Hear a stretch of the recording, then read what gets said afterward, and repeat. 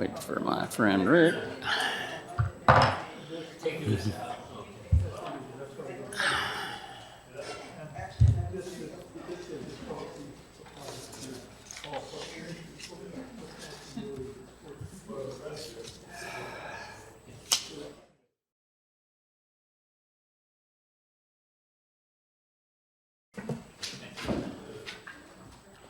When you get to the policy purposes, We're gonna start. okay.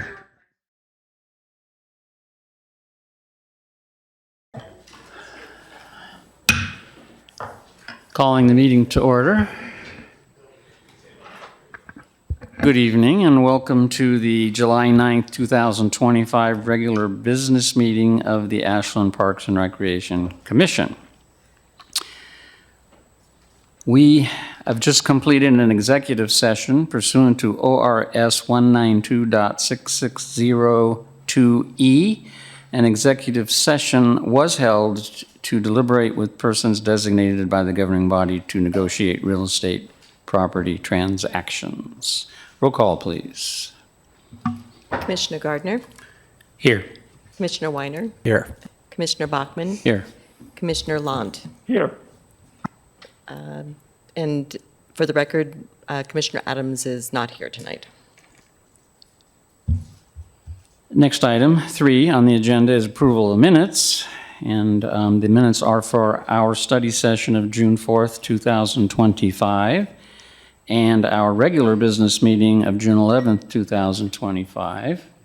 And once again, I'll move for unanimous consent, ask for unanimous consent unless there are any objections. I would just mention that I was not present for the June 9th meeting. And it states June you, 11th. States you were. What? Does it state you were? No, I was not present. Okay. So I'm not going to approve the minutes because I wasn't there. Okay. But you're not objecting. No. Sorry. Okay, so hearing none, the minutes are approved by unanimous consent.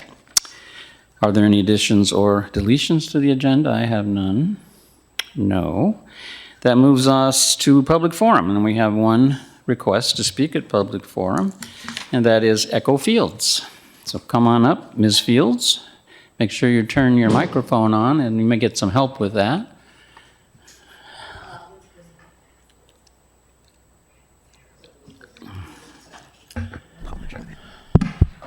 Yeah, we could see it. Hi, friends. So I'm going to say something. One thing, if you would please identify Oh, yeah. yourself formally and that Hi, Jim. which city you live in. Hi, Jim. I'm Echo. I'm Mike's neighbor. And then 3 minutes is our Yeah, okay. normal time. Okay. So I'm going to speak twice tonight, but the first one is a gratitude statement. So hello. Hello again. Time's up. Well, that's how you shut up a college professor. So I got a dog a year and a half ago, and as a result, I became a frequent user of the Ashland Dog Park, the small dog side, and Rocky in particular. I want to thank your staff for starting to water the little dog side in particular of the park. It had gotten really bad. There were starting to be lots of foxtails. There was a young tree sapling that had been planted in the middle of that plot of ground, and it was nearly dead. And so adding that big green water bag, irrigation bag to it, it's springing back to life. My dog is cleaner. My feet are cleaner. And it's just, and we do have tourists who come through there, believe it or not. I think TripAdvisor or something must have ratings of dog parks, because at least once a week there will be somebody who's traveling through who said, we saw about this dog park on whatever, some review. And so I really appreciate that. And I know things are tight, but I am grateful. Okay. Thank you. Next on the agenda is the consent agenda. We have no items. So we're all the way down to item 7, which is the director's report. And our director, Rocky Houston, is heading for the dais.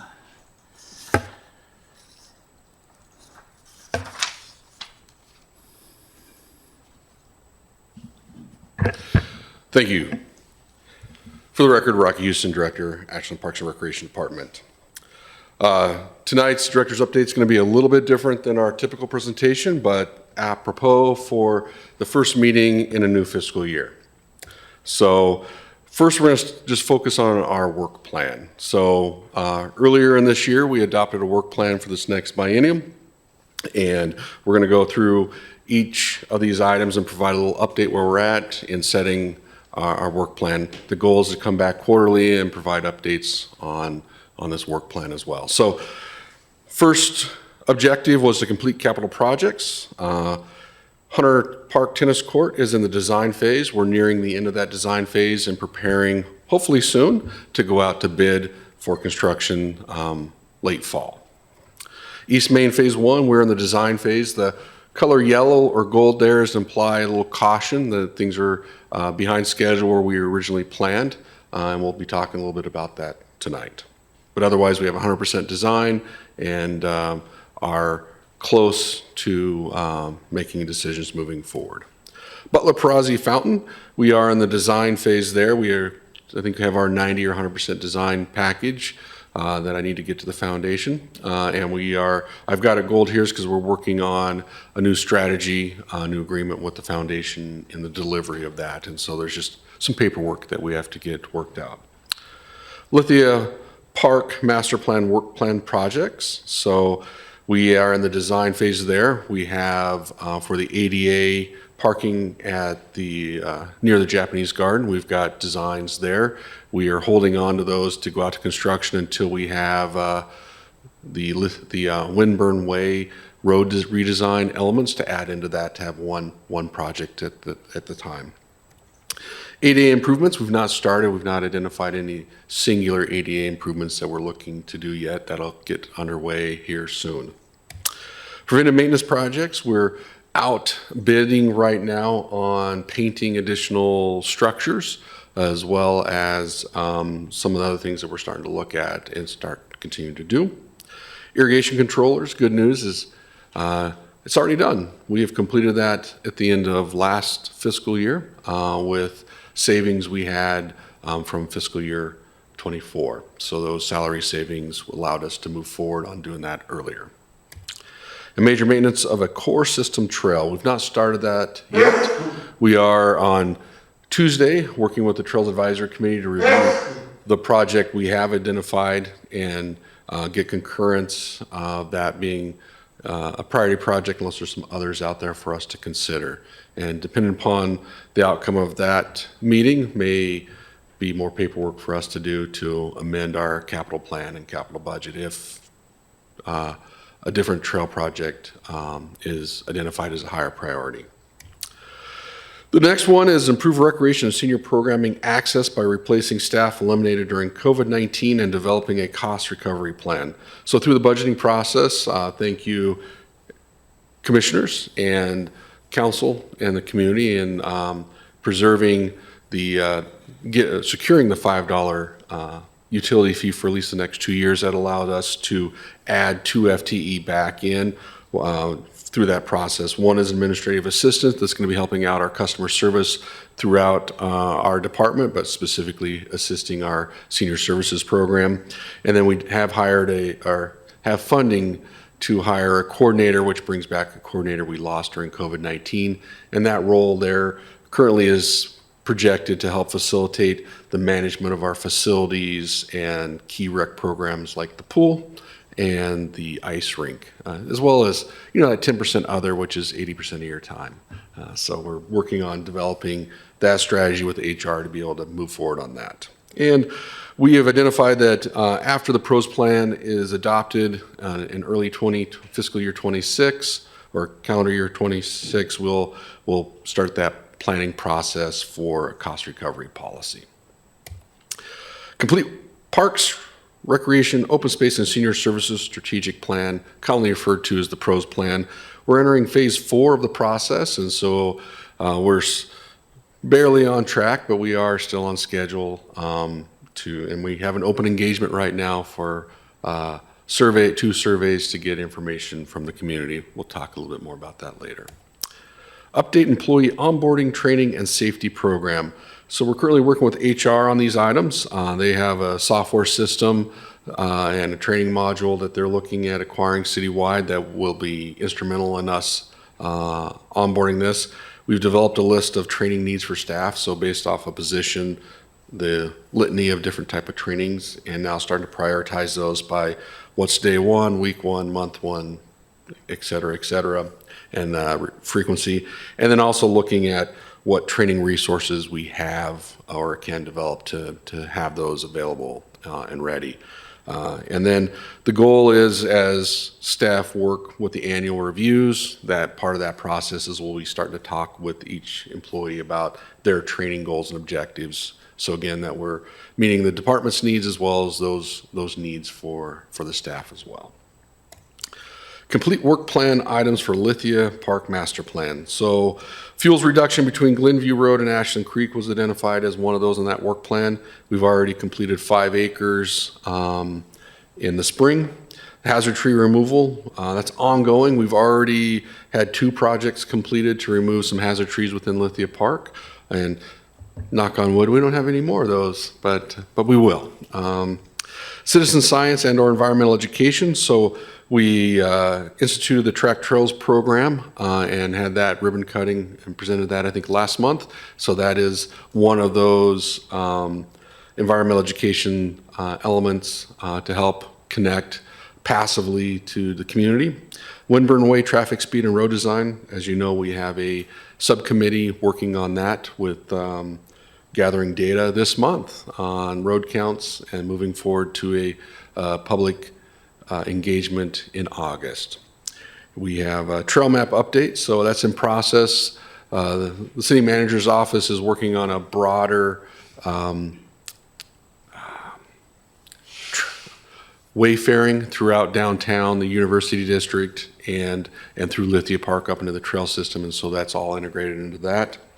We have the replacement of interpretive signs for Flora, and that's not started yet, and that is, I think we have 99 of those little signs. There used to be a guidebook, and some of the plants are no longer there where the sign is, and so we're looking to update those to a QR code model and a downloadable PDF or something so that we can update those more readily to the vegetation that we do have.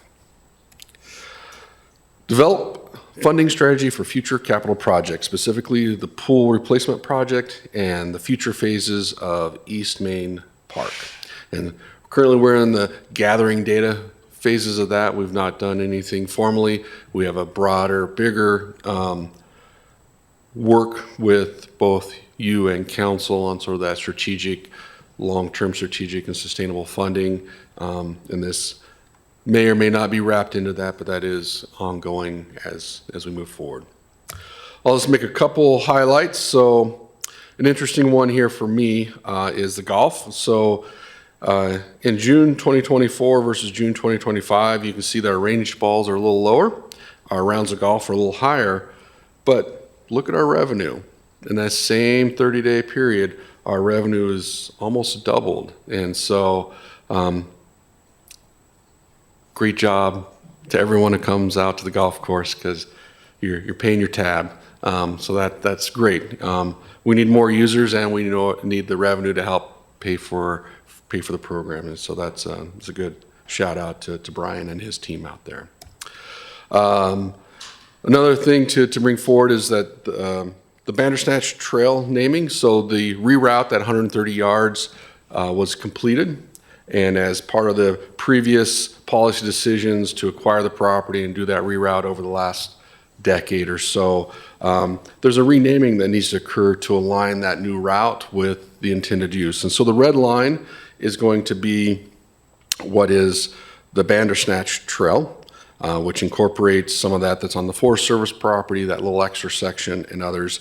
The blue line is a portion of the old alignment of Bandersnatch, and that has been proposed from the ATWA, Ashland Trails and Woodland Association, and staff concurs to call it Frumious, which is a phrase coined in Lewis and Carroll as describing Bandersnatch, so the Frumious Bandersnatch.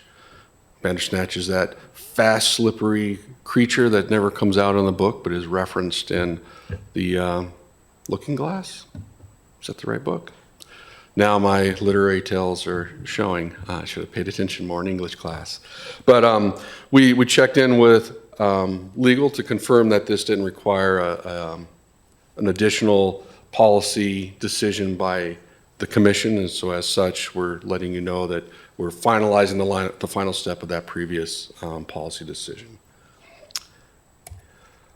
And as a review for everyone out there in TV land and in the audience today, we did bring this up last month, but I'm just bringing it up again, is that our level of service, we are continuing to change modify those to prioritize our routine make tasks and to increase staff capacity and address safety work and adapt to our fewer number of seasonal employees we have. The process is that we've identified many tasks and trying to minimize the impact to the users. At the same time, make sure those that take a lot of hours but don't have a big impact, that we're minimizing those. And the goal is it's going to free up some staff time to work on those priorities and save some budget for some other elements. It's where we can continue to meet the needs and make our parks safe and fun. And it's an iterative process. We're going to be continuing to look at how the outcomes are and make adjustments as we go. So as we stated last month, we're reducing irrigation. So there's going to be a larger reduction at the dog park. I know we just referenced how great it is. It's not that it's going to be turned off. It's just going to be a lighter shade of green. Kestrel, Garden Way, Garfield, Sherwood. And the minimal reductions are going to be Lithia Park, which is primarily irrigated through TID, so the water cost is different. The North Mountain Sports Fields, where we have a safety and a recreational use there that we need to meet. Oak Knoll, in regards to the golf course, of course.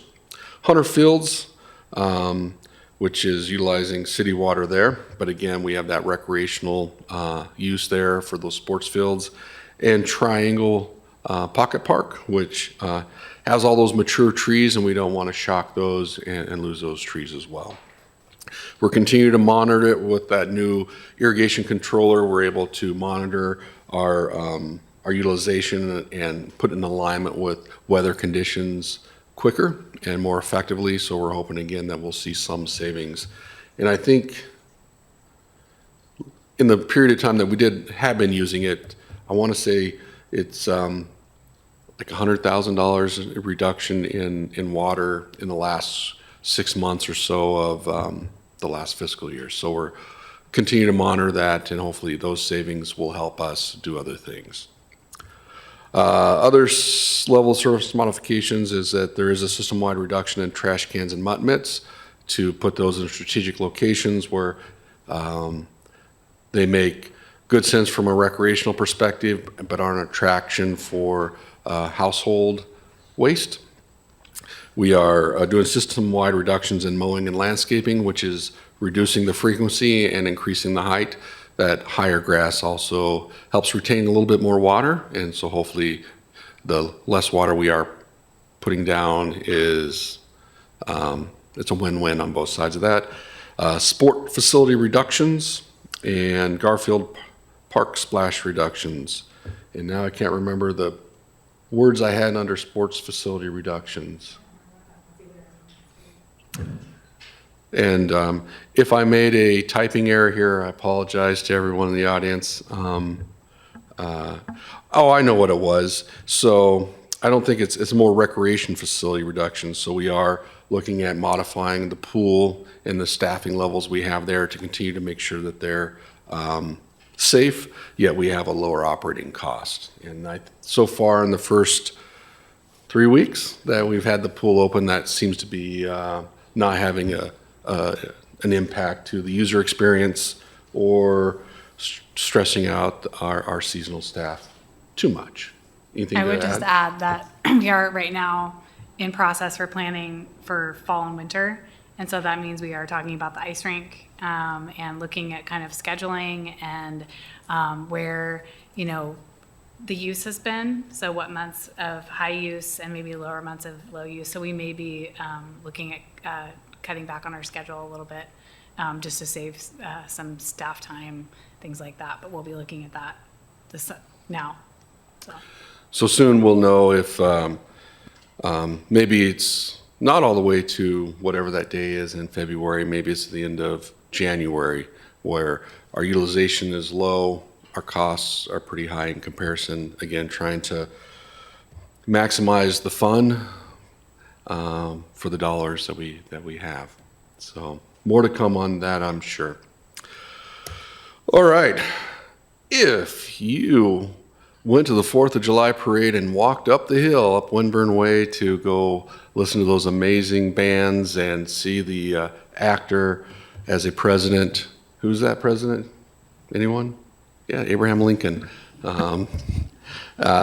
You may have seen staff out with these 2 posters promoting our family and youth survey. So that's a very short 5-minute survey to really focus in on what are we doing right, what do we need improvement on, and what do you see in the future for family and youth recreation. If you do fill us out, you have a chance, and you give us your name and phone number, you have a chance to win 4 passes to the Daniel Meyer Memorial Pool. Free, yes. We also have a community value survey. So this is the second survey, broader community-wide. So before we asked, what are you doing and how are we doing, questions in regards to our park and recreation system. This one is really focused on priorities. So looking at funding, so what funding tools that we have out there, what is people's opinion on those, and really honing in on what priorities are. And I did have one community member come up after they took the survey, and the last series of questions is choosing between 2 amazing things, and you have to choose one. What's your priority over one or the other? And he was like, man, that was really tough. And I was like, yes it is.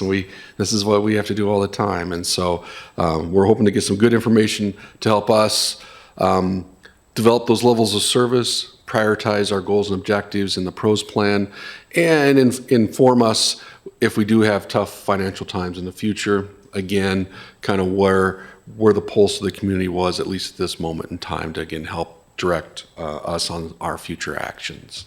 So with that, I will see if there's any additional questions from the commission for the director on the update. Thank you. So a couple of questions. Going back to fewer seasonal workers, where might the public see a difference in our level of service or, the upkeep of the parks with the reduction of those employees?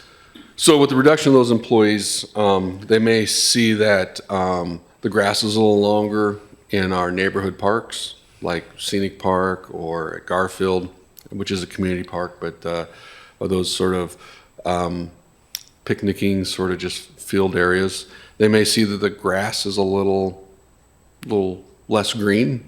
And when they are looking for a garbage can, there may have been one here and there, and now there only be one there. And so the goal, hopefully, is that many of the other things that we're doing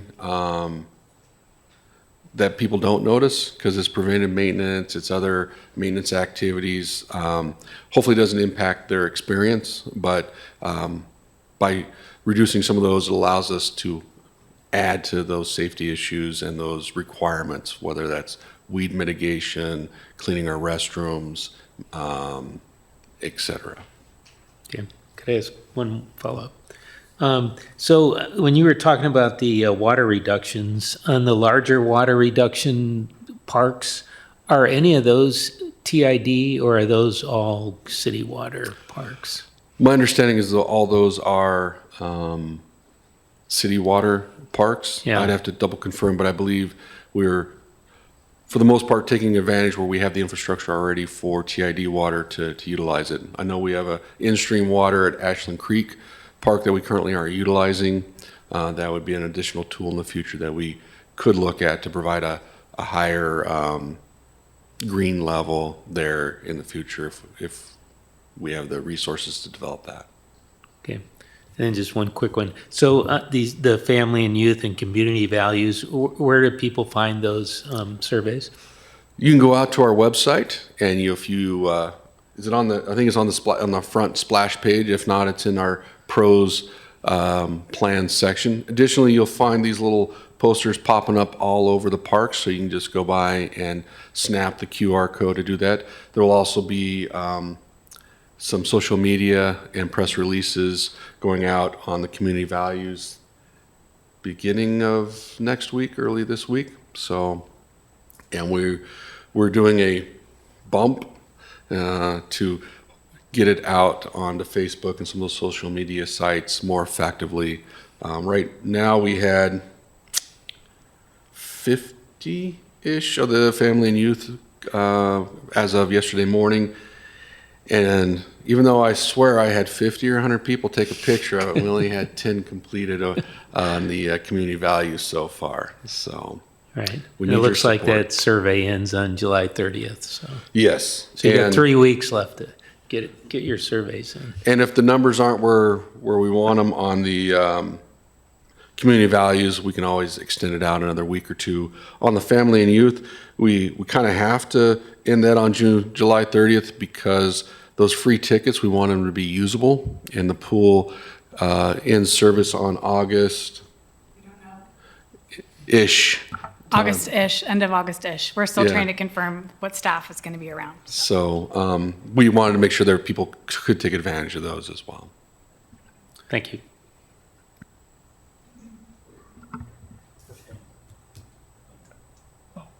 I have just a few quick questions. One was on sort of piggybacking on where the green is going, where it is, and when you're looking at areas where you're able to emphasize work being done in areas that aren't, I'm trying to, I guess what I'm really thinking about is areas that are important for our economy, which are areas that are high sort of front country utilization for tourists and other areas.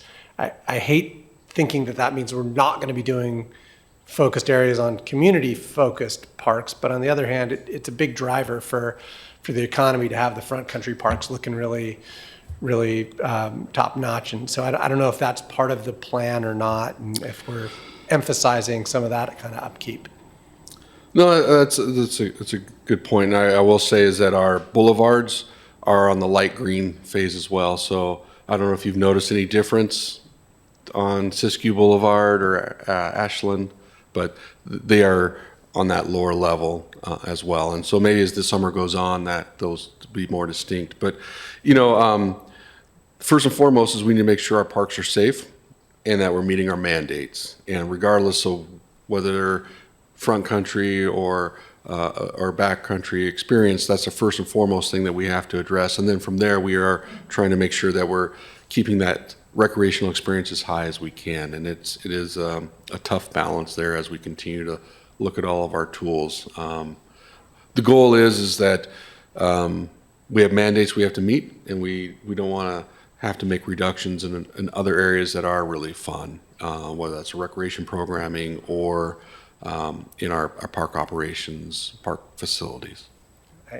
Just one last quick question was that you talked about the trail map that's getting sort of reevaluated or relooked at, and is the Trails Advisory Committee working on that? Who's got eyes on that? Is it also looking at backcountry trails and making sure those are marked properly, and with the changes that have happened, are kiosks going to change? Or So right now, this is just the trails through Lithia. So it's Lithia Park trails, getting you up to the upper trail. So ensuring that people know how to get to downtown or get from downtown, wherever they're at, up to the trail system. And if you're not from here, sometimes that can be a little confusing.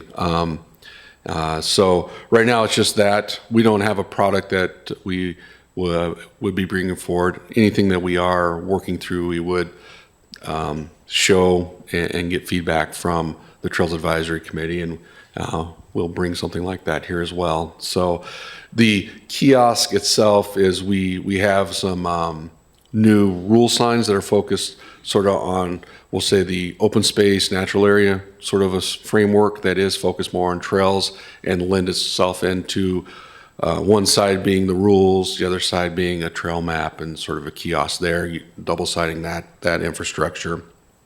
as well as a similar sign structure for rules in all of our parks, so that at least we have that nice what's the iconographic symbology, international symbols, and words in English and Spanish to help direct people to have fun and be in the right area. And if you're on a trail, to have great trail etiquette. So.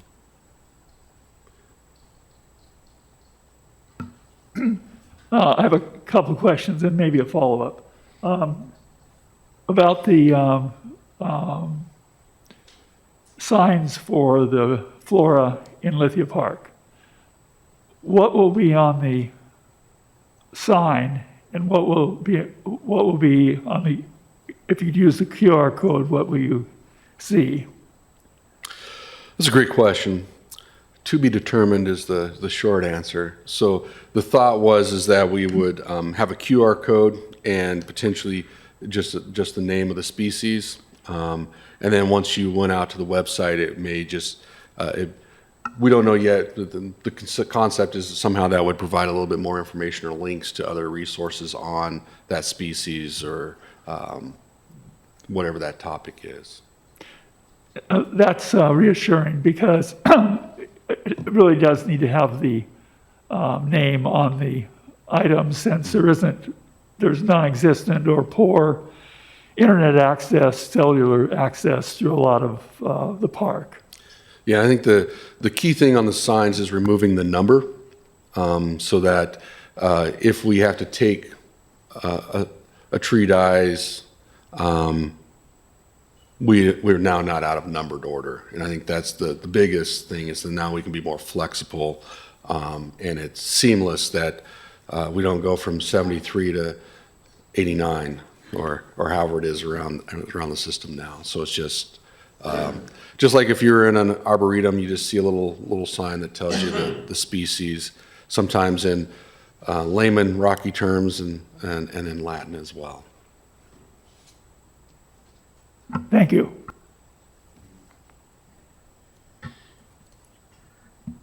Thank you very much. That was a lot of information there. You guys are staying busy, I can tell, and getting the budget done and getting, pros plan done, and well done. I want to go back, before I go into business, I just want to go back, and I neglected to mention when I was talking about the executive session that no action was taken. So I just want to be sure that's in the minutes. Business, item 7, number 1, park ordinances revision. It's an action item, and Director Houston will start us off on that one. Thank you.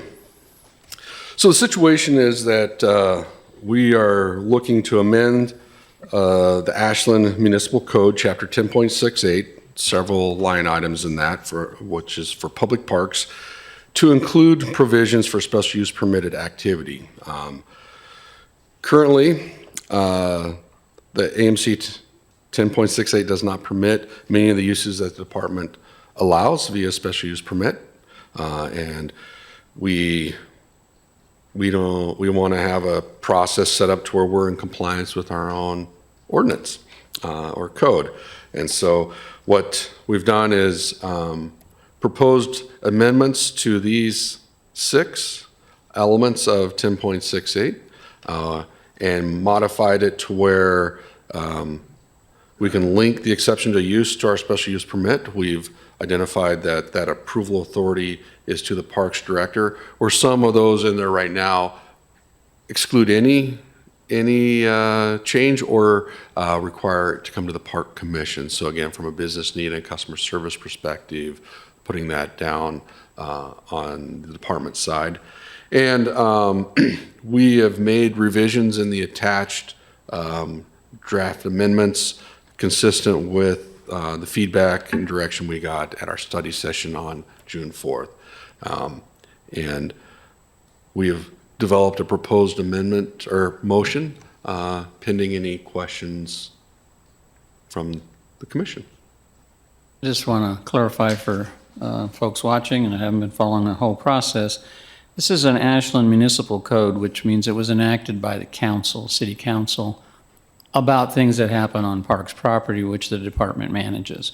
And what you're trying to do is bring our internal procedures, in this case regarding special use permits, into line with an actual code item that over time it got out of alignment with, I think basically is what's going on, right? Yes. Okay, that's all I have. Any questions from anybody else? Okay. Is there a motion? Commissioner Gardner? Sure, I'd like to make a motion, Chair. I move to approve the edits made to the amendment of the Ashland Municipal Code, Chapter 10.68, and move it forward to the Ashland City Council. And a second? I'll second. Would you like to speak to your motion? I don't know how much the public followed our deliberation on this, but I think we discussed it quite thoroughly, and I'm more than satisfied that this meets our intended use. Thank you. And to the second? No? Commissioner Lunt? I'm going to vote for this motion and in support of these changes to the ordinance. I do think that there's a few things that, maybe some follow-up that will be needed. And some of these things, I disagree with the interpretation that I heard about what performance means as listed in here. But what is in here is better, and I think we should try to move from having Park Commission make all of these decisions, when actually what that did is just discourage a lot of things that would probably be appropriate, and give that authority over to the Parks Director. And if we have issues with it, we can come back and modify it in the future. Thank you. Roll call vote, please. Commissioner Bachmann, Yes. Commissioner Lund, Commissioner Gardner, Yes. Commissioner Weiner. Yes. All yes, motion passes. Thank you. That takes us to item 2, which is a policy framework policy. That's we're almost done with this, This is an action item, and the policy is 1.01.001, and this is a Parks Department policy as opposed to the last thing we were talking about, which was a city ordinance. Yes. So through all this policy work and policy wonkism, the goal here is to develop a process and an organization that makes the policies, protocols, and procedures that we adopt as a department and you as a commission readily available for the public to review and available for staff to reference and utilize in implementing our business. So we had a robust engagement at our June 4th study session. Staff has incorporated those since then. We've got an additional recommendations for some additional edits that have merit, and I will review them the best I can. I don't have it prepared, unfortunately, to go have it up on the screen, but I will walk through in the handout for the public. So on page 1 of 6, under the item identified as 1 purpose, under A, define the reason for this policy.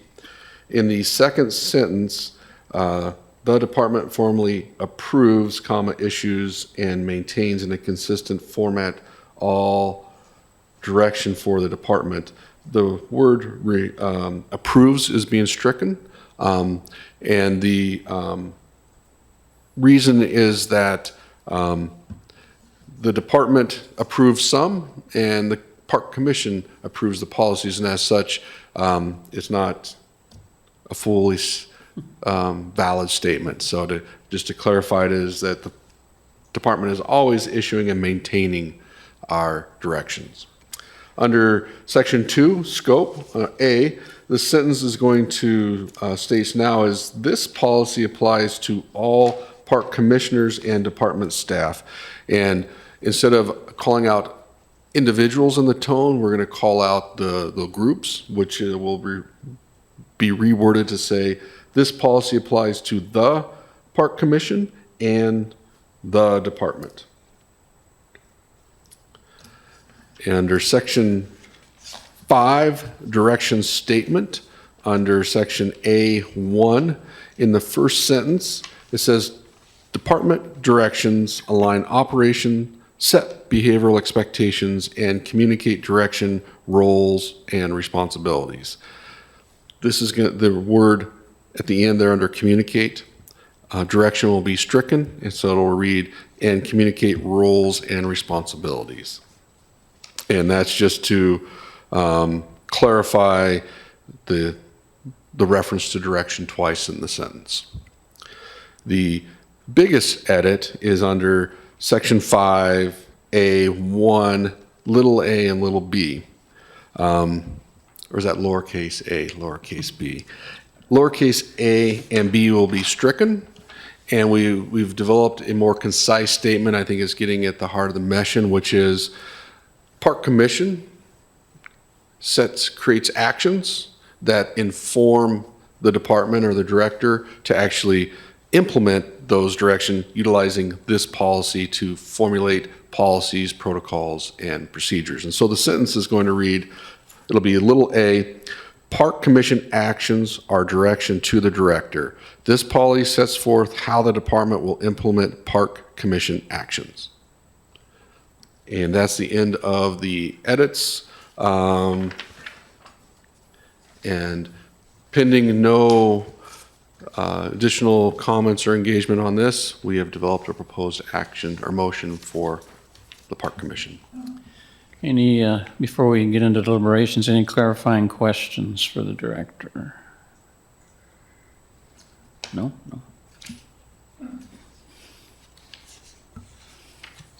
I move to approve the policy on policies as presented with the amendments provided by Director Houston and which we have in front of us as hard copies. I'll second. Would you like to speak to your motion? Commissioner Long. I want to thank Director Houston. He and I worked on this a bit, and for the most part, most of the words in here are his words, but they are, I think, an improvement over a clear improvement over what we had before. And I want to thank him for being open to at least listen to some other ideas that were more complicated, which we in the end didn't use. But I think this policy works. I think we'll find out. It's brand new. It may not be perfect, but I think it's a great start. Thank you, Director Houston. Yeah, I'll just say I think this is some of the least exciting and most important stuff, honestly, that needs to happen. And at present, the codification and outlay of these policies makes it a wild crapshoot to find them. This is a huge step, and actually codifying them all under this new thing is going to be Herculean. But I think it's going to make an incredible opportunity for people to actually be able to access these in the future. And are all the words perfect? I don't know. I'm not a wordsmith of any kind. And can changes be made later if it needs clarification? Sure. But I think this is a fantastic start to some really important, boring and hard work. I think it came out of the French political scene, but somebody is quoted as saying, you can't let the perfect get in the way of the good or the possible. Of course, nothing we do up here will ever be perfect. Roll call vote, please. Commissioner Gardner, Yes. Commissioner Weiner, Yes. Commissioner Bachmann, Yes. Commissioner Lant. Yes. All yes, motion passes. Thank you. Moving on to item 3, and this is where we have 2 speakers. The item is Community Center Pioneer Hall rental fees. There two speakers on this topic, and I'll ask them to come up in this order to where Ms. Fields was before. And they are Kyle Asher and Echo Fields. And then, Mr. Asher, if you would repeat for the record your name and the city you reside in, please. My name is Kyle Asher. I reside in Ashland, Oregon. I was reviewing the different new proposed rental fees for the community center and Pioneer Hall. The new proposal versus the adjustments, I like how that's going. As a long-term renter, though, of the community center before it was shut down, pretty much the week of it shutting down, being known of that and doing that for years, I want to make sure there's some type of clarification for ongoing community events. I've hosted a weekly event there for a couple years, every Tuesday for a couple hours, so over 100 hours rented for years, and previous people before me for the exact same event. I just want to make sure that there's something listed in for those rental fees for something for ongoing rentals. Because I know there's like one-off rentals having $165 for a 1 hour fee for the first hour, then $35 an hour for the proposed forwarding hours. But where does that land for actual recurring hours and recurring rentals on a weekly basis? If I have to pay $165 for the first hour for every single week, I'm suddenly a $300 event for something that's been going on for when it's been a lot less for something along those lines. So trying to get some clarification as to what the fees are going to be for community members to be able to provide these events moving forward versus a one-off event where I would expect prices to be a little higher because administrative costs versus a long-term renter that has actually been doing that, able to clean up after themselves, able to make sure everything's locked up, and something that's a recurring revenue versus a individual event basis. Thank you. Thank you, Mr. Asher.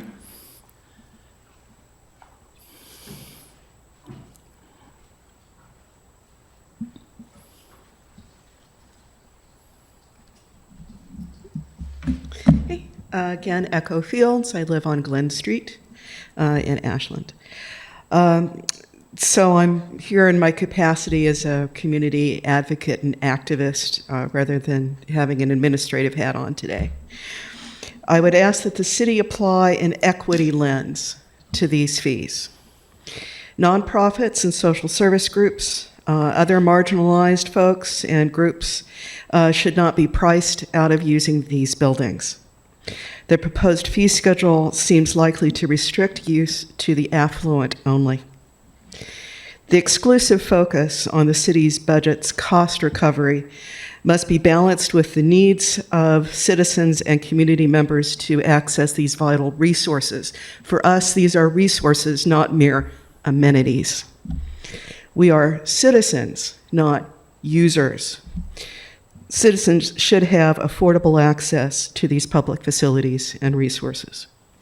Community gatherings of all kinds should get first priority, and a fee level that facilitates the missions and values of diverse groups. And that's what makes Ashland vital and genuine and distinct. We have been limping along for years, imposing on places like the public library, or a couple of churches, or renting Bellevue Grange, etc. That's not fair to those groups. And it makes organizing community events even more difficult and simply shifts the cost of those events onto those other organizations. The City of Ashland, in my view, has a responsibility to support events and to support the use of public spaces that facilitate the formation of vital community and not assume that someone else will always deal with it. And that's all. Thank you. Thank you.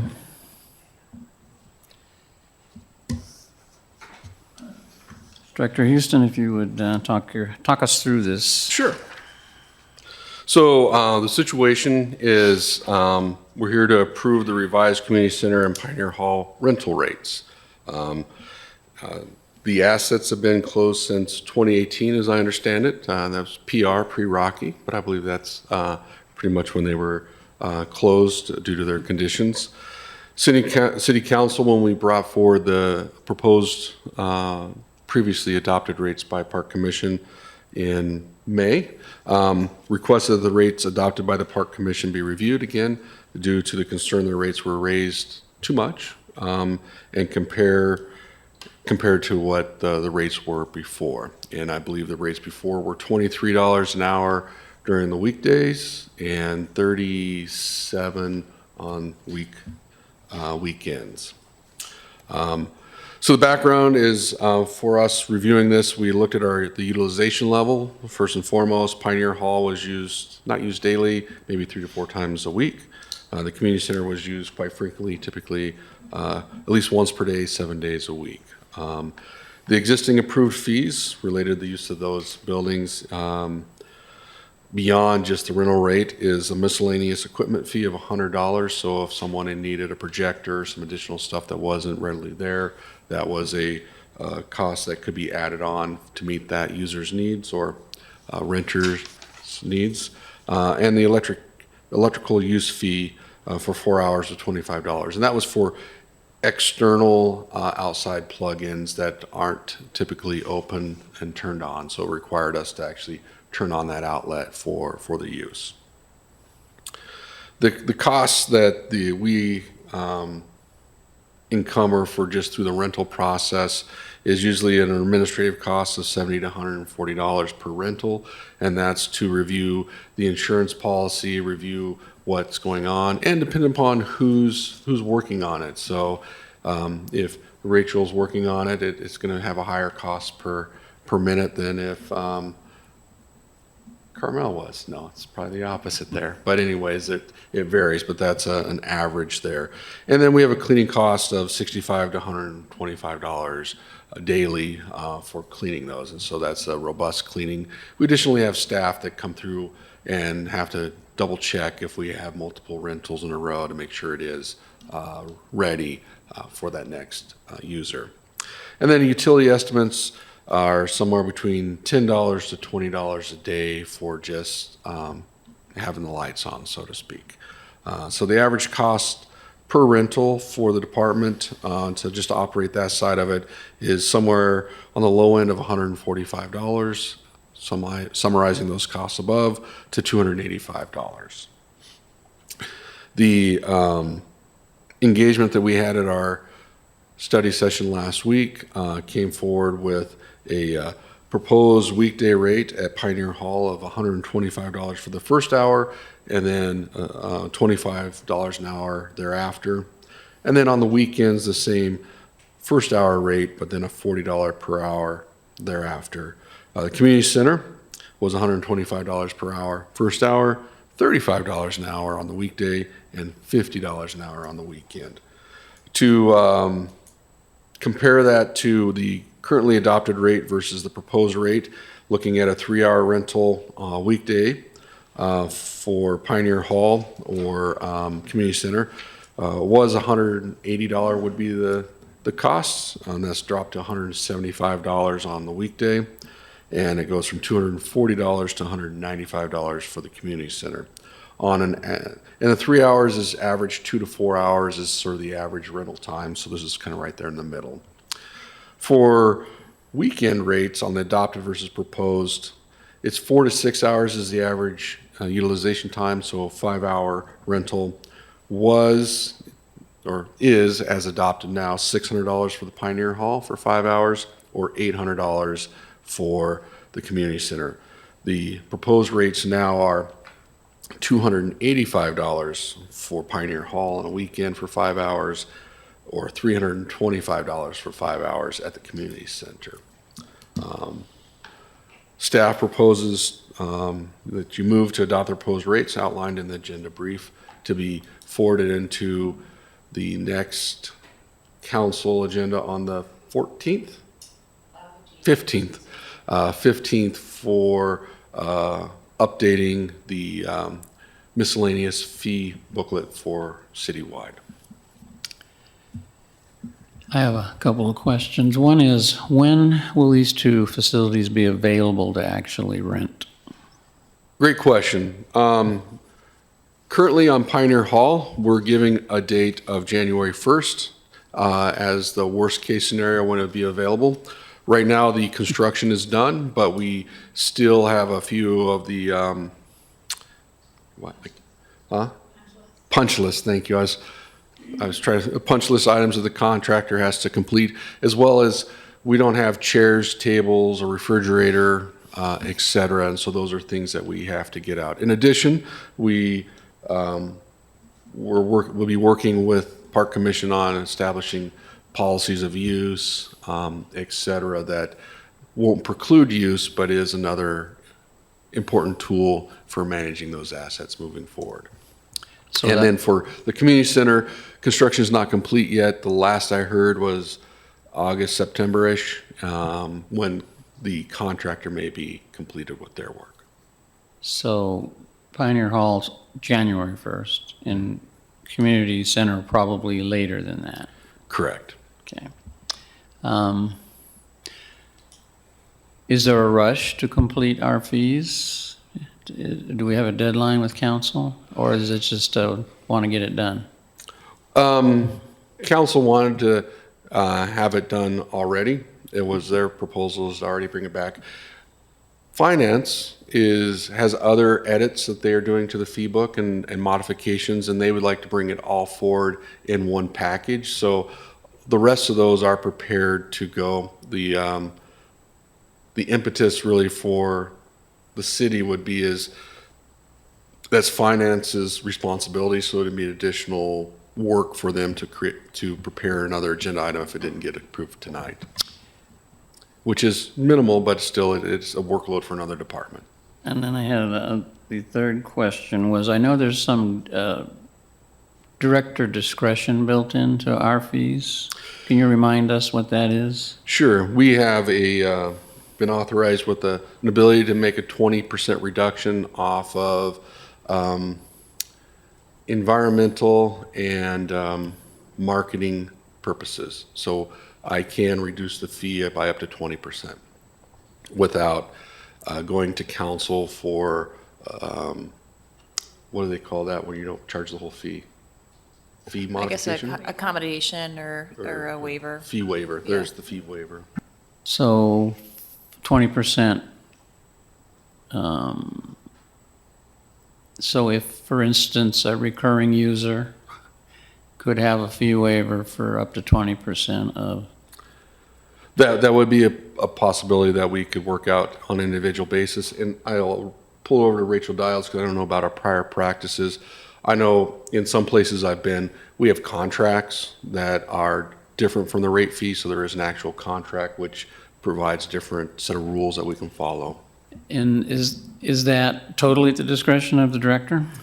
For the Whether to the do a contract or use the fee schedule? Not totally. I think there are contract requirements and procurement rules that we have to follow. So we wouldn't be able to create a contract for a one-off sort of situation. But typically it's used like in sports fields where there are things that they're taking on that are reducing our cost load. And as such, we rent for a season or something with a longer term agreement. So there are tools that we have, and not knowing every specific use historically there and what those look like, we would have to work with legal and our procurement finance to determine if that instrument is usable.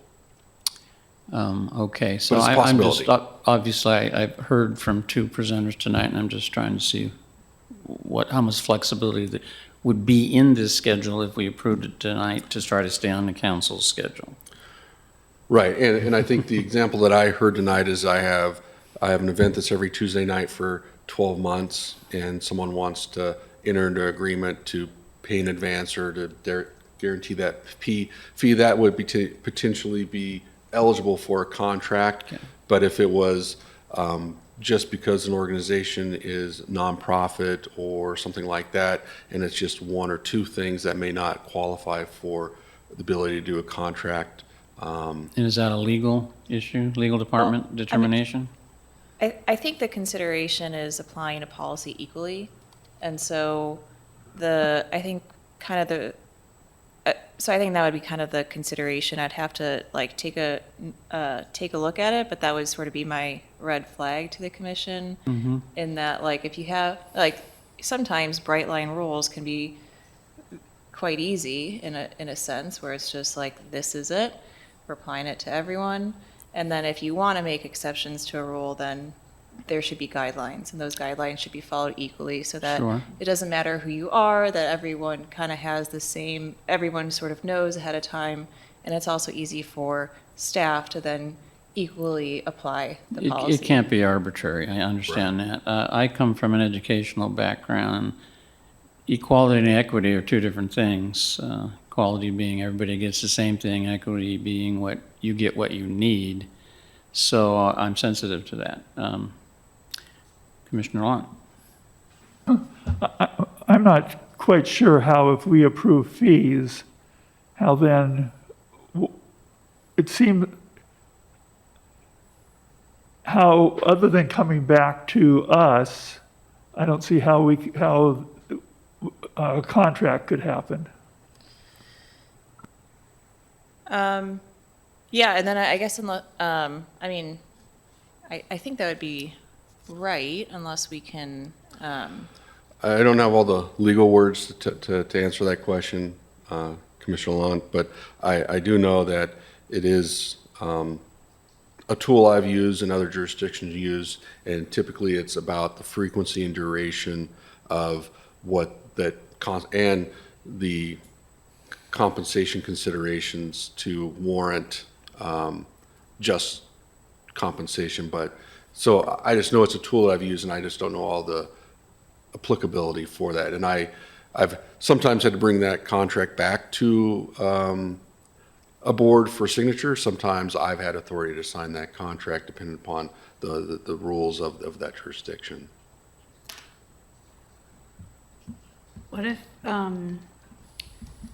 the exceptions, or during the discussion or staff discussion, we come up with guidelines for use of the facilities, and that within that guidelines for use and policies and protocols, that's part of, we like define who is eligible for like either if it's a fee waiver or something like that, that could be incorporated into the policies and procedures piece of it, as opposed to keeping it separate. And Yeah. then, yeah, I guess I'm seeing a bright line rule kind of right now.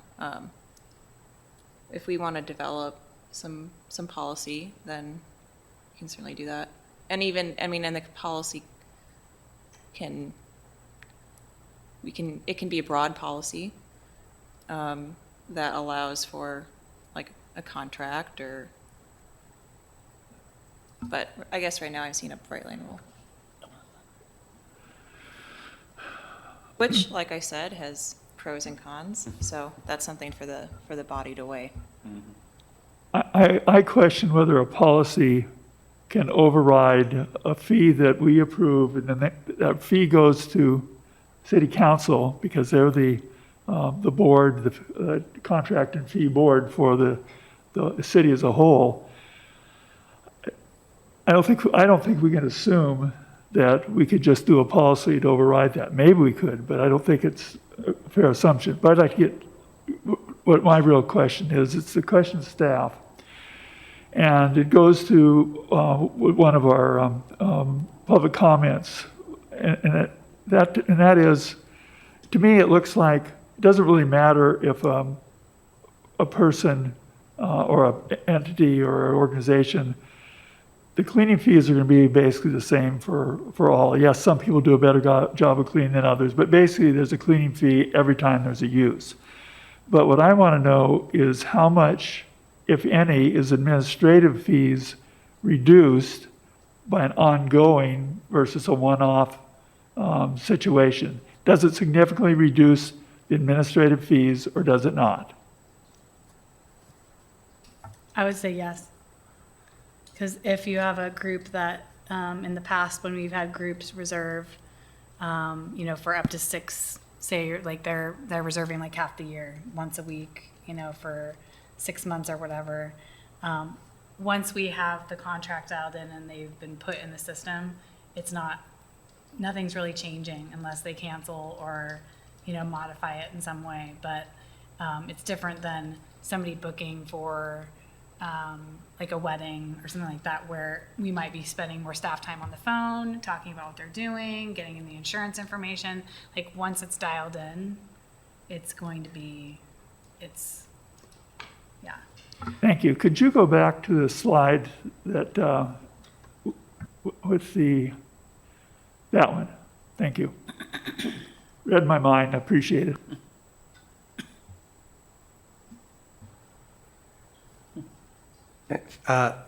Thanks, Rocky, for presenting this. I know we had a long conversation about these last time and thinking about historical average use patterns and cost adjustments. I actually think that the concept is, in general, really good. And I also feel like we asked, the city put out a thing saying, hey, come let us know what you think. Give us your input, community. And they did so via email and have come here and presented. And actually a few things came up that are really making me think about how we structure this. So I really heard sort of three things. One was sort of regular use, sort of contracts, and how do we structure that. The second thing I heard was sort of city organizations, not really nonprofits, but sort of like the Historic Commission or other sort of city-based use groups, and how would they, and then the third was community good. We are a community that wants to do good and wants to support our more vulnerable populations. And is there a possibility? I mean, let me rephrase that. I know there is a possibility, but do we want to? Is there a will to get more granular within this structure that we're putting together that lays out what some of these variable use patterns might be, and should we be doing that prior to approving? Is there more work to be done there prior to approving this particular fee structure? I think it's a different thing when you're talking about a private party wanting to rent the community center for a party or a wedding versus someone trying to feed the poor or having a scout group or whatever it may be. Quick question. Commissioner Gardner? Well, as we've been discussing this over the last couple months, I personally have been more focused on this slide in a way of going like, okay, what's our minimal cost to offer this up to the public? And is it reasonable to ask the public to cover what our cost is for providing it? It's not necessarily cost recovery, like we're not trying to finance the building or anything. We're just trying to cover the cost of the business that we're doing, the service we're trying to provide. But to be honest with you, two things that I didn't really consider was, one, the recurring, where someone sets up weekly and, might be, for months or years. And that definitely is an advantage to us. And the other thing is, because I work on a couple nonprofits, is, I hadn't really considered the difference between, a low-end nonprofit needing a space to meet and someone wanting to put on a wedding, and they're kind of, and I don't want to make personally, I don't want to make the rates so confusing that you need a computer to go in and figure out what rate you're going to pay. But I'm not sure that I'm ready to just vote on this today after reading some of the comments that came into us since we've brought it up, had it on the table, and discussed it a bit. So I don't have any answers yet, but those are a couple of the concerns that I have. Thank you. I concur. I'm just wondering if anybody else has a comment or not. So I'm leaning toward bringing it back and not making the deadline for the city, because I think we have a little more work to do. Now, we could modify the motion and maybe avoid that. If you have any ideas, we need to hear them. Well, once again, when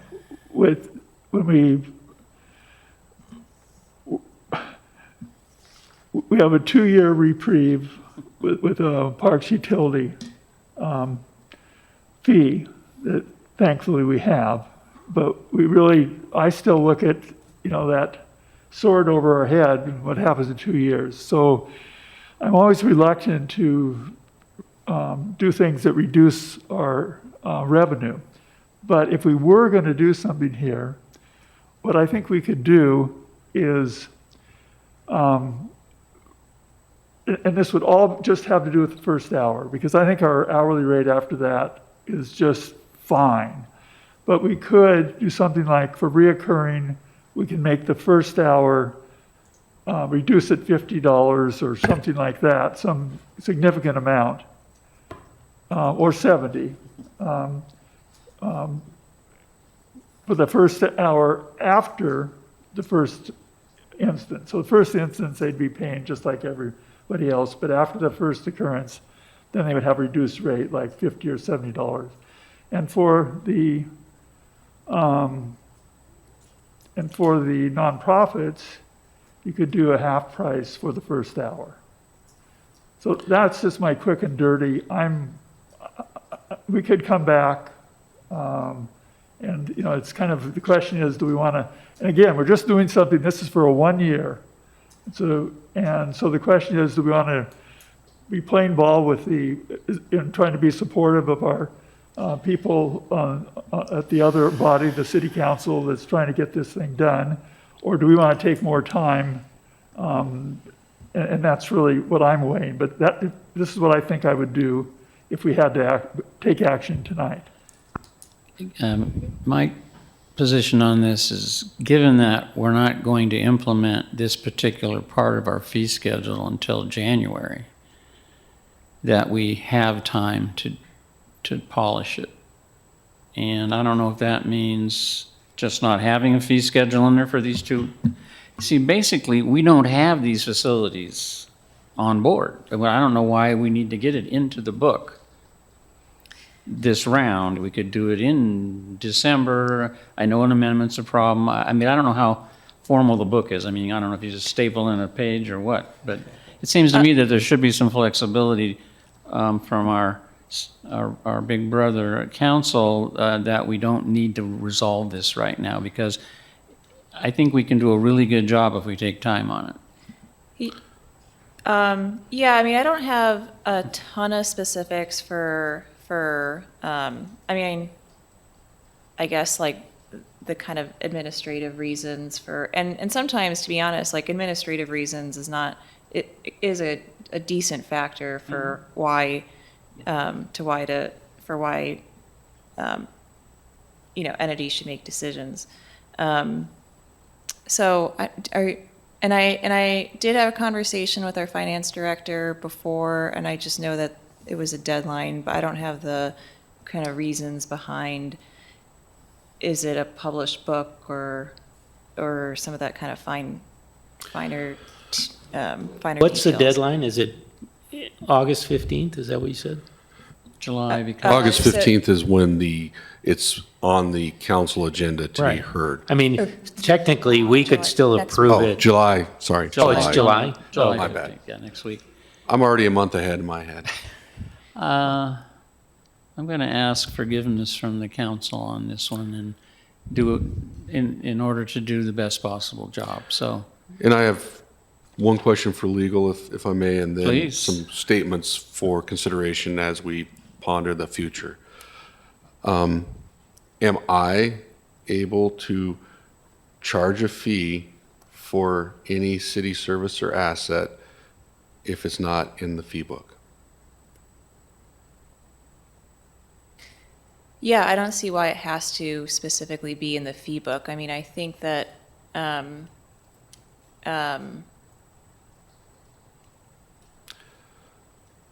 yeah, I don't see why it has to be in the fee book. I mean, I think the fee book, like I said, the fee book is very helpful for both staff and the public, because it's like all the fees are in one spot.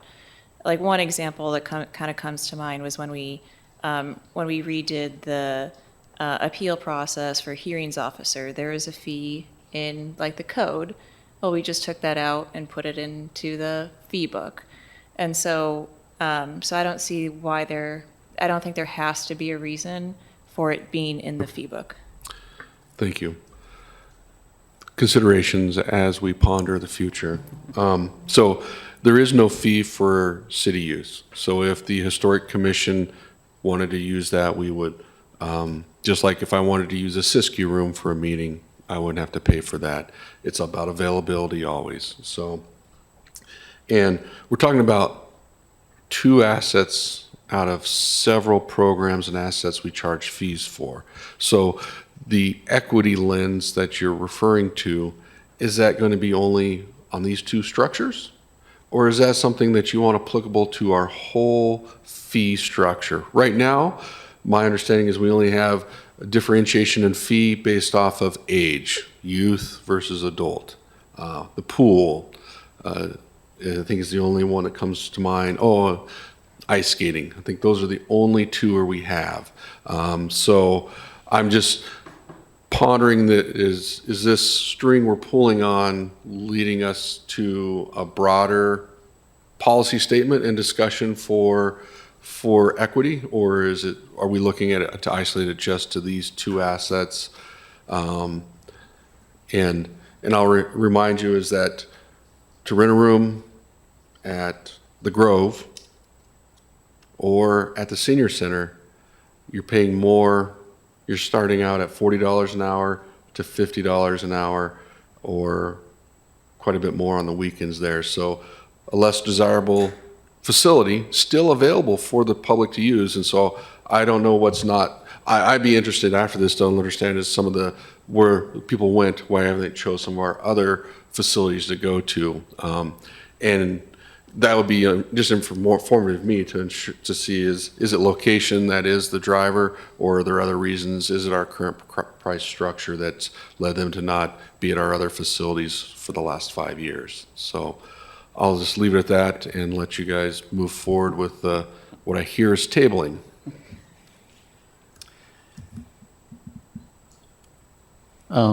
Motion? No, I'm not going to make a motion. Okay.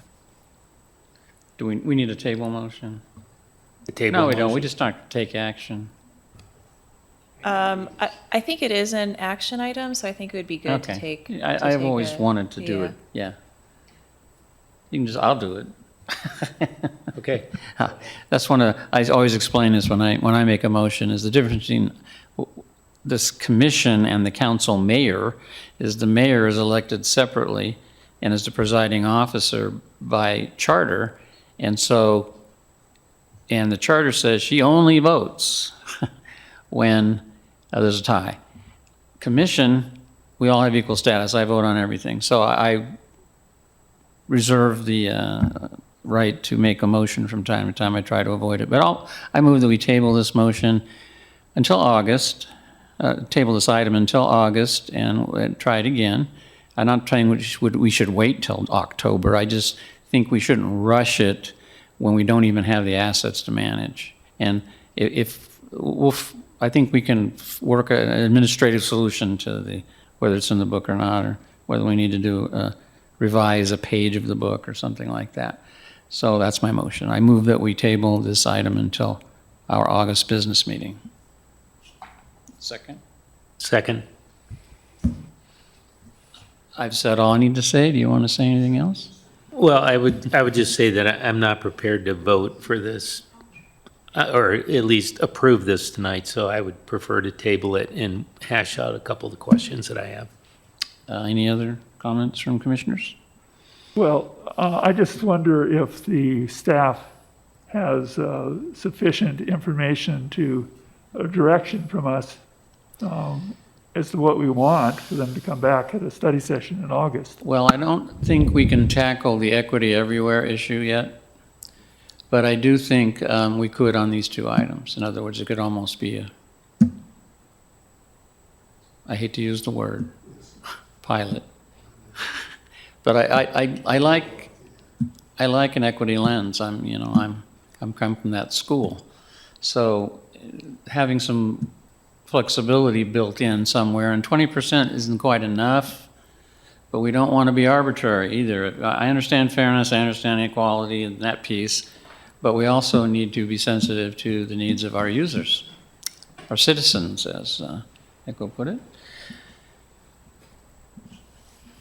Yeah, I mean, I'll just say, I think, I mean, I will say I came tonight thinking, yep, this is what we'd move for, but a lot of information has been provided to us that made me start to really look a little broader, and I think that we'll never get it fully right if we try to you're never going to hit every single thing, but I think we can try to call out some specific user groups or types, and I think if we try that, I think that'll, rather than it just being a one-off for every proposal that comes your way, I think that'll actually cause chaos for you if that's how it was. And so I think getting some categories or clarifications on these things will help.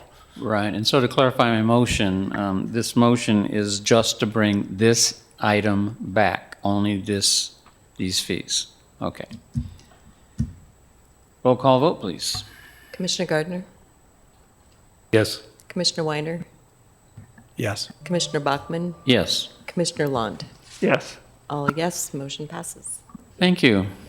Yes, One Commissioner question. Gardner. So it looks like this could potentially come back at the study session, so we could discuss it and then potentially bring it back Right, sooner rather than later for a vote. right. Okay, thank you. Thank you for that clarification. Okay, All right, next item. you. I can't remember the I number. mean, I think you understand, any questions for us now before we move on? What I understand is that I need to look through an equity lens on a fee structure, looking at a regular user versus a nonprofit, and explore with legal and finance the contract tool For just these for just fees, these two two facilities? facilities. Yeah, and if I might clarify, there might be kind of some, I'd have to also familiarize myself with the miscellaneous fee, so I didn't mean to talk over Rocky. It was just, I just didn't have that information on the top of my head, so we'll get together. Perfect. Commissioner Long? I just want to clarify, you said ongoing users versus nonprofits. I think you meant and rather than versus, right? Yes. Okay, the last item of business tonight is East Main Street Park design. It is information only. Yes, thank you. So as you all know, we have this beautiful field that we acquired to replace the YMCA park. It was master planned a day or two ago, and we have construction drawings. We had a little budgeting hiccup where we were unclear whether we were going to be able to move forward with it based off of our resources. However, that's been settled. And the situation we have now is that the phase one cost estimate has risen to $3 million from the 2.5 estimate we had before.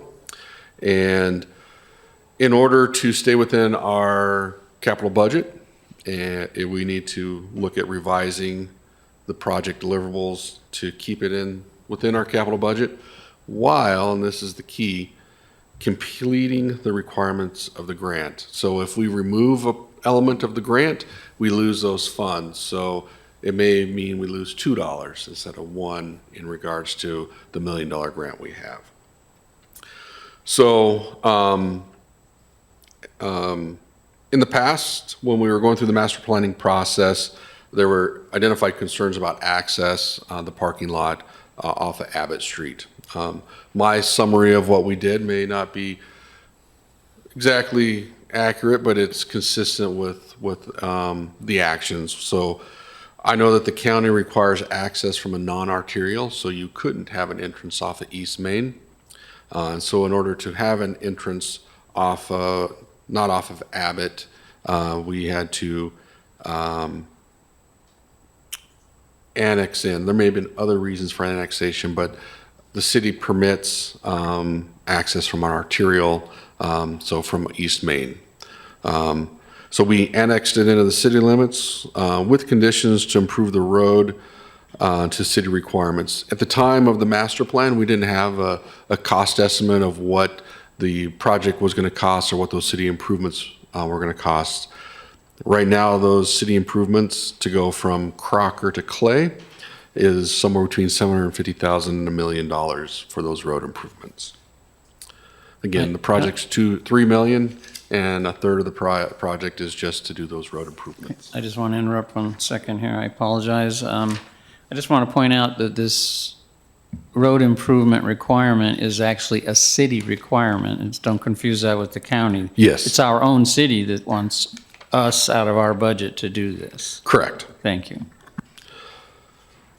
So staff has come up with 2 options for consideration. The first option is to revise the project, to go redesign the project, go back to planning commission and to city council to see if they would amend the annexation requirements to not change the entrance to Abbott and not have an access off of East Main, and see if they would remove those road improvement requirements. The item on the screen shows where we would move the parking lot to where the, currently we have a parking lot identified that would be for just the community garden. It would just be expand that and improve it to the asphalt standard.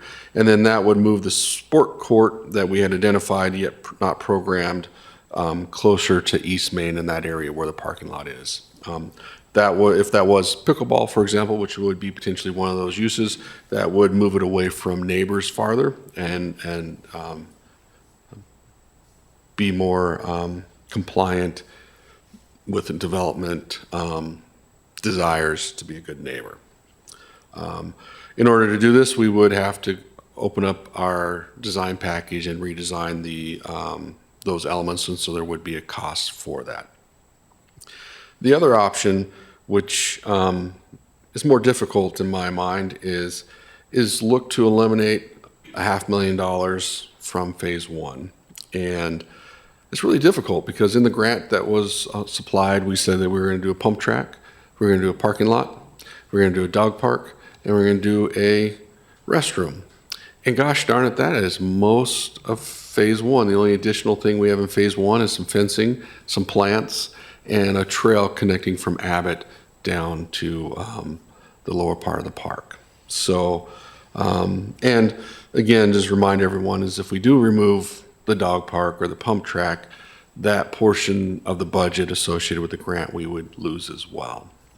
So what staff's proposing to do is gather information. So tonight we're here gathering information from the Park Commission. We're looking to develop an open house to gather information from the community on these sort of 2 options, or maybe someone has a third option out there. And then on August 18th, we're going to a city council study session again to bring forward this and get input if the amending of the annexation requirements is potentially agreeable, or another option from their side as that deciding our final decider on that. Then we need to decide on the direction, so we'll come back to the Park Commission and say, this is what staff proposes to do. If it's option number 1, we have to enter into an agreement and revise the plans and then go to construction. If it's option number 2, we have to revise our bid, so there is less work there, but then we have to coordinate with the grantor to ensure that we're in compliance with the grant, or determine what revenue grant funds we would lose. And with that, I'll open up for any questions or comments from the Park Commission. So just to be clear, so City Council has already approved the annexation and Yes. the entrance as proposed. And the first step would, not the first step, but this, not going to planning, you would go to City Council to ask to have that revised? So we've already began conversations with Community Development and Public Works, and it appears that there is a pathway potentially to get those requirements or conditions removed. The desire, of course, is to have complete streets. The argument I'm making is that I believe from Clay Street, it's about a mile until you hit Walker before you get back into city limits and have a complete street. So that we're not a critical gap in regards to sidewalk in that area. That we have alternative routes to connect people through the property up to Abbott or over to, I can't think of the name of the street that's near Crocker, to connect in with Clay and otherwise, so you can connect through the property a different way on other sidewalks to still meet that accessibility or that safe walking path. It's not desirable, of course, but there is a mechanism to do that. So just to follow up then, so when we hold the open house, we would have the support of community development and public works? That option one is available to us? I'll work to confirm whether I can get something official. I assume community development's going to say you need to submit an application and it goes through the process. I don't know if there would be a definite, we would approve this or agree with that, if that makes sense. But I think they would outline the process and the possibility of that occurring. Because just to follow up, so, I mean, we need to go, we're going to, or at least this setup is we're going to the public first before we go to city council. It may not align out exactly that way, but I'm just, hopefully this works out in this timeline, but it may be that we can't schedule our open house until after August 18th. It's Okay. just that these are the 3 stops on the gathering information train. Of course, I've left off, which is 0, which is because I've already reached out to community development and public works. Got it. Thank you. Kind of in the same line, I don't feel comfortable having an open house before we have a clear idea of what options we'd be able to present. And until we have some direction from city council and indication from the community development, I just don't think we should have an open house. Okay. Would not the open house be to have an open discussion with the community and garner information from them, suggestions, ideas, and work with them to try to figure out potential opportunities to then see if that was, rather than coming to them with, you got A, B, and C, pick one. We'd be saying, let's work with them to figure out what solutions might work, might meet everybody's needs, or mitigate as many risks as possible and see how we can move them through it. It seems reasonable to have a discussion first, to me.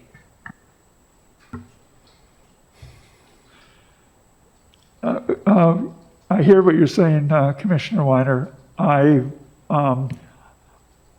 We obviously want all options, that we want to be open to all options, but my experience with public meetings is that if people don't have any idea what they're coming for, they're less likely to show up. And I think it's really important to be able to say, for the people that live on Abbott, for example, this is a possibility or this isn't a possibility before they commit their time to come to the meeting.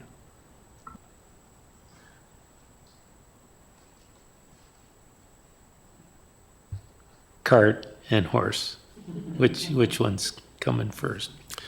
Right, and then to be the devil's advocate is that I can see where council would like to know what the community thinks as well before they weigh in on some direction as well. So it is, but we will, before we have an open house, we'll definitely clarify and as best we can get in writing from our 2 other departments that are in this, so. I'm wondering how open is the house? This is a community park. Is it going to target the neighborhood or is it going to just be wide open? It'll be wide open. This is a community asset, not just a neighborhood asset. So as such, we want to hear from the community on this investment.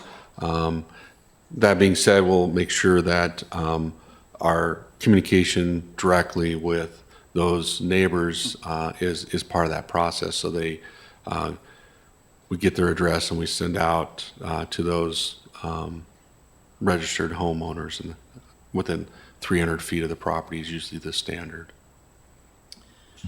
So when do we have to break ground in order to preserve the grant? We have about 18 to 20 months left to Okay. spend the funds, the $1 million. So, Have to actually spend the $1 million, right. not just break ground. Oh, okay. Right. So we need to break ground next spring. Next spring. So, yeah, it's not, the urgency is not quite as high as I thought it might be. So, in terms of when the open house could occur.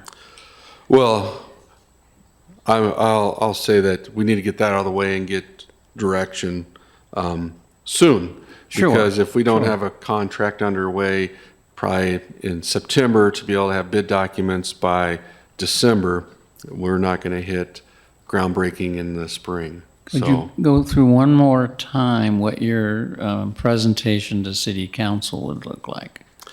City Council would look very similar to what we're presenting here tonight. Identify the fiscal constraint, review the options, the two options we really have in front of us, review the conditions. We would provide additional information with data from ComDev and Public Works in regards to the process or options in order to revise those conditions. My understanding is we presented a lot of these conditions, not saying the road, but in regards to a lot of things in our park, is that it was our design that went forward that met or exceeded city requirements. And so we would go through that process and make sure we've dotted all our I's and crossed our T's, and procedurally know that there's a distinct direction that council has. And if there is a roadblock, we won't be moving it forward until we figure out how to overcome that administrative barrier. Right. My impression at this point is it needs to be option one. That's the only one that comes to conclusion for me as well. So we're working to make that a reality, I think. I'm just talking out loud for myself. This is not, we're not going to vote on this. So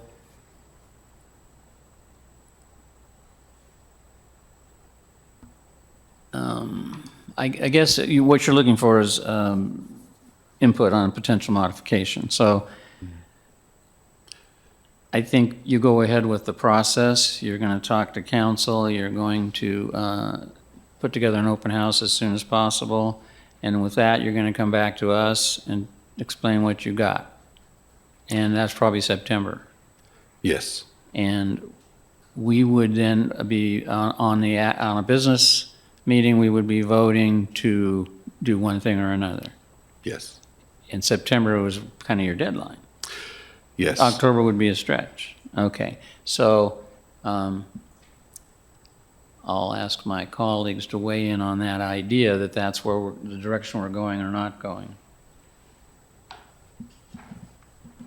I think it is, but I think it's also important to point out, if I read one of the emails that came through to us as commissioners was from the folks that I believe were involved with the transaction. It was pretty clear that this particular property, I've heard other comments saying, look, we're in budget constraints, sell the property, low in budget housing, low affordable housing, whatever, but we can't use it for that. It's specifically designated for parks. So we don't really, like, it's a park. It's going to be a park. That's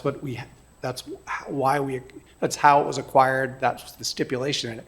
So it's not like we have latitude to do other things. So we have to figure out some workable way, an affordable way of making this space workable for the community and the neighborhood as a park. So we have to find an option that works. And I'll just go on to say that I don't think the folks that live right, I understand their concern about the noise of a parking lot right there and traffic moving through that. I don't think they have any idea actually how much better off they would be with the parking lot rather than a pickleball court and people parking on the street right there if there wasn't an access point there. I understand the idea, but I think it would be a horrible mistake for them. Commissioner Gardner? So I would just encourage us and staff that I think we need to set up the public outreach meeting as soon as possible. And I don't know where that takes place. Does it take place at the senior center or something like that, you know, where you post it? It would be, I don't know which comes first, the city council meeting or public outreach, but I don't think there's any time to waste to get us through August and know what we're going to do and meet the deadlines of this September for keeping the project on track. So I would encourage us to support staff in putting together a public meeting as soon as possible. And that we all attend it and we do exactly what we did when we originally designed this park with the community, is bring in, let everyone say what they need to say. But I don't, I mean, for me, there's no really option number one is it. We need to promote that. We need to find out what the questions are, and then we need to answer them and move this forward with city council and do a lot of the work for city council if it happens before their meeting. Thank you. Commissioner Lott? Well, I think I could support that as long as we have some sort of indication from community development that whether this is a viable option or not. But I have a question for staff. What about, have you got a hard no to of waiving the improvements, the street improvements? My recollection of my conversation with Public Works and ComDev is that it's a requirement unless council modifies those conditions. So it's a condition that's set forth, and they don't have administrative authority to remove that condition of annexation. But this is going to wouldn't this require, option one require city council action or not? Yes. Okay, so then why not have the option of waiving the street improvements? Why isn't that a third option? My understanding is by development of that side of the street, it's a requirement, where if I'm not developing on that side of the property, I can make the argument that those street improvements aren't required. And often, Roughly. and I'm not super familiar with all the specifics for this outline, but I know a lot of times when it comes to street requirements that also they have very specific like height or like width requirement for emergency vehicles. So there's a lot of infrastructure decision making that goes into the requirements for streets. So just some background, I don't know how applicable that is there, but it would not surprise me if that was a factor here. I just recall my meeting with ComDev and Public Works. My interpretation was the only route forward to be able to not have to make the street improvements would be to move the entrance to the non-arterial road to the other side. But I will get that outlined in the process for approval and those elements before we go out for a public meeting for sure. Clay Street doesn't work? Clay Street, I don't have access off of it. Those are all houses there, so I'd have to buy another lot in order to come in that side. No, we don't want to do that. So do you think you understand? You want to repeat back what you think you're going to do? I'm going to reconnect with ComDev and Public Works to confirm the process and some of those elements to answer, can we just have this waived and still have the entrance where it is? Get that a little clarified, confirm that we're in writing, or at least reference to ordinances that allows me to ensure that council has the authority and what that process is. Once I have that information, I will set up a public meeting as soon as possible. That may occur before the 18th of August. It could occur just after it, but again, to engage with the community on this pickle we're in, and see if there's other solutions people have, get some feedback on the sentiment in regards to any of the options. Compile that if it's before to council. Once I get some direction from council, come back here, hopefully in September at the study session, and then the business meeting for direction on, based off of the information I've gathered on the direction. Today, option number one that we've got in front of us appears to be the most feasible in regards to the constraints that we have in front of us. Sounds like a plan. Thank you. That takes us to the end of business and items from commissioners and staff. Anybody have a liaison report or anything else they would like to talk about at this point? Upcoming meeting dates.